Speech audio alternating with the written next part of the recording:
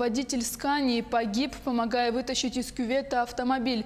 28-летний мужчина получил травму грудной клетки из-за срыва троса. На нем был закреплен металлический лом, который пробил лобовое стекло. Следователи установили, что трагедия произошла во время остановки автомашин в селе Крестях при перевозке нефтепродуктов колонной из Мирнинского в Нюрбинский район при буксировке нефтеналивного автомобиля. В Сунтарском районе проводится процессуальная проверка по факту гибели молодого человека.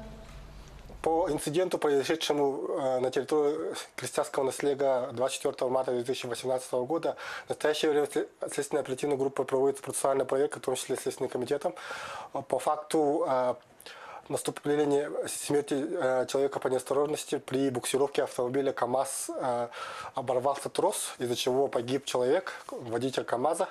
Установленный законом срок будет принято процессуальное решение, что будет проконтролировано прокуратурой Сунтарского района.